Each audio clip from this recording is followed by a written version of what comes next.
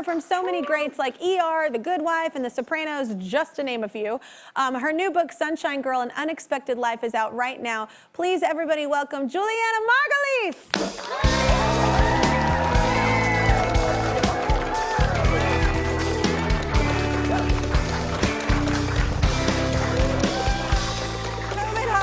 I know we can't hug each other. It's so weird. So weird. It's so weird. I know, and it just like doing certain things on the show. It's just I'm still getting used to it. But anyway, what is Mother's Day like for you?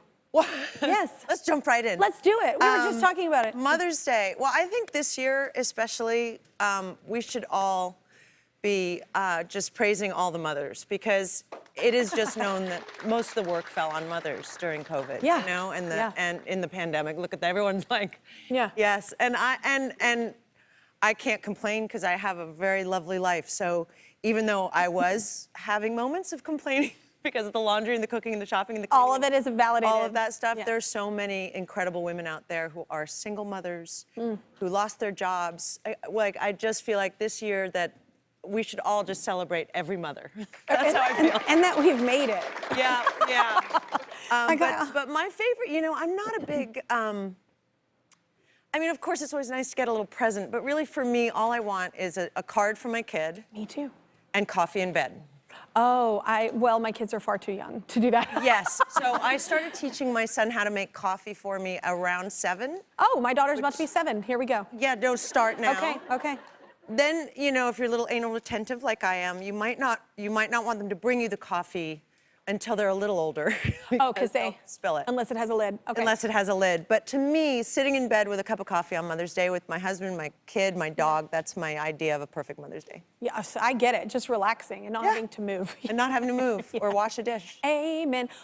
So, well, your son, Kieran, is he about to be 13 or he is 13? Kieran just turned 13 in January. He turned 13, teenager. So, I have to say, I have a 5-year-old boy that just turned 5, so what do I have to look forward to with teenagers? Oh, you know, well, he's still at a great stage. I don't know any further than 13, but one thing I'll say is, I know, I don't know why boys are so smelly.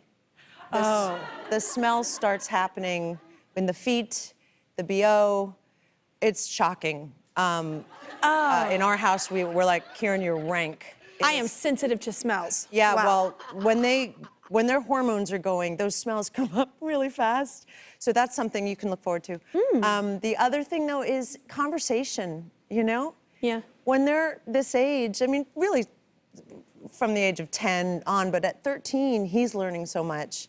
And dinner conversation just becomes a different experience. A little elevated? It's elevated, and we have topics of conversation, and especially during COVID, when we were together every night, which is rare for most families to have both parents home for dinner, and, you know. Yeah. We would all say, what did you learn new about your day? You know, that was his idea. And I was like, I love it. Okay, this is what I learned, you know, and just there's an ease of conversation and communication that I find really refreshing, but he hasn't hit the I hate you stage yet. So when that happens, I'll come back and let you know. I love that your kid, we thought of that up. My ex and I, like when we were together, we thought up at the dinner table, like saying one positive thing and one thing that's not negative, but you'd like to change. It is like pulling teeth. Like, it's like with my 4-year-old, he's like, I'm like, what did you like about today? And he's like, I don't know. I don't know. He's already a teenager. I don't know. I'm like, okay, cool. Thanks. That's boys too. You'll say, how was school? Good. What'd you do? Stuff. Yeah, I don't know. They don't expand. Girls are like, oh, well, let me, you know, there's so much more communicative. She goes into details. Age. Well, we actually started out, we got in a fight, but now we're good and we're best friends again. It's like a whole thing. Anyway, they are different. It's another Rad Mom Hour again. Give it up for Julianna Margulies and my band, y'all. So their mamas are here all show long in honor of Mother's Day. So we've got Stephanie over there, who I've known for a very long time, ma'am, because Jason's been with me since Idol. So she is the mom of my band leader, Jason. Hi, Stephanie. Hi, Kelly. Thanks for having us. Oh, I love you. I love you coming on here. So wait, you two look so much alike, though. I've always thought this. Well, actually, we do. You're right, Kelly. But I always say I'm the one with hair. That way, you know the difference. So wait, did Jason tell you not to say anything that might embarrass him? Because I want to know that thing. Okay, well, He did text me, and he reminded me it was the Kelly Clarkson Show and not the Jason Halbert Show. Well, he thinks he's got the worst singing voice in the world. He does not. Yes, I agree. I totally agree with you. I totally disagree with him.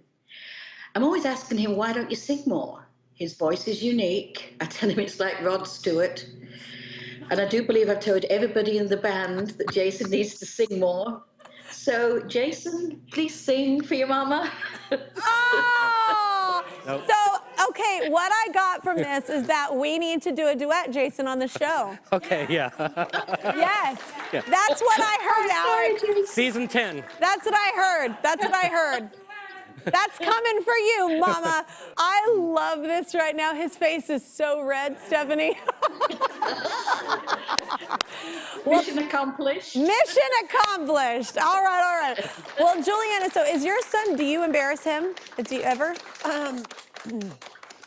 He says I don't embarrass him. I will threaten to embarrass him all the time. Keep him in line. Just to keep him in line. The only thing that embarrasses him is when he was like 3, we got a video of him running around the yard with his sun hat on, totally naked, chasing after his grandparents' dog, and with just everything hanging out. And I have it, and I always say, just know that I will play that video for sure at some point, like either your Graduation or your wedding or something. But I actually said to him the other day, I was like, would it embarrass you if I was doing something we were walking in the street in New York, and he goes, Mom, no, you're in a mask. Like right now, nothing embarrasses him. Nobody knows. The only thing that upsets him is if anyone's ever rude to people.